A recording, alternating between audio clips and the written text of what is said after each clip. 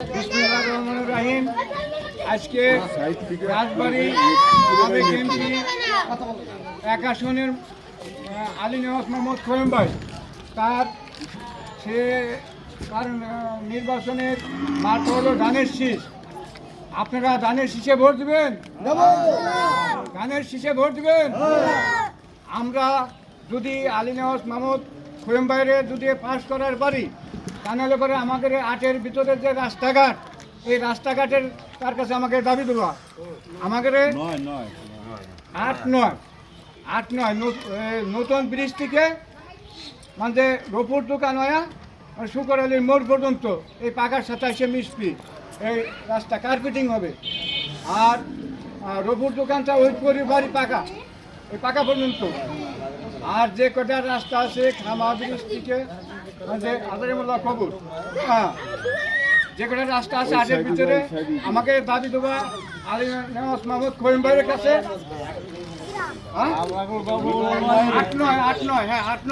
8-9 মিলিয়া আমাদের এই সমস্যাগুলি, 9-8 মিলিয়া আমাদের এই সমস্যাগুলি আজ পর্যন্ত 17-18 বছর হয়ে যায়। এই আমলিক সরকার কোনো কিছু আমাদের এই পরিবর্তন করে না। হ্যাঁ, এই গরিব দুঃখী মানুষের ভিতরে আমাদের রাষ্ট্রনায়ক তারেক রহমান আপনাদের মাঝে ফ্যামিলি কার্ড, কৃষক কার্ড আর ফ্যামিলি কার্ড বিতরণ করবে। কিন্তু আমাকে তার বিনিময়ে কি করা লাগবে? আলী নেওয়াজ মোহাম্মদ খোয়েম ভাইয়ের পাশ করানো লাগবে, এই তো নাকি? আমরা ভোট দেবো কিসে? ভোট দেবো কিসে? সবাই আমরা ধানের শীষে ভোট দেবো। এই বলে আমার সংক্ষিপ্ত বক্তব্য শেষ করছি। আল্লাহ হাফেজ, জিন্দাবাদ।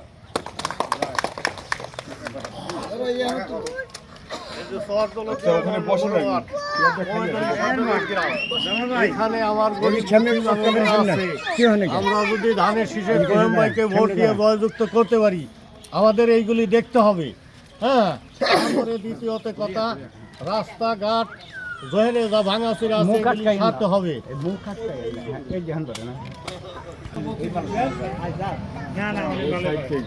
এই 9 নম্বর ওয়ার্ডে ওমেদ আলী সর্দারের পাড়া আরো মানে এরকম 12টা গ্রাম আছে। এই 12টা গ্রামের সম্পূর্ণ কিছু আমরা খোয়েম ভাইকে ভোট দিয়ে জয়যুক্ত করতে পারলে আমাদের এই দাবি মানতে হবে। কি ধানের শীষে ভোট দিবে?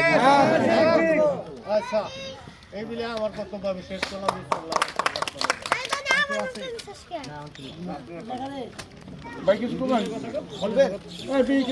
বিসমিল্লাহির রহমানির রহিম।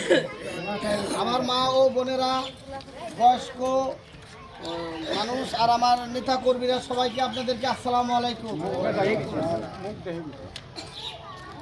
এই বিগত 15 বছরে আমরা ধানের শীষ মার্কা ভোট দিতে পারি নাই। আপনারা কি পারছেন বিগত 15 বছরে ধানের শীষ মার্কা ভোট দিতে?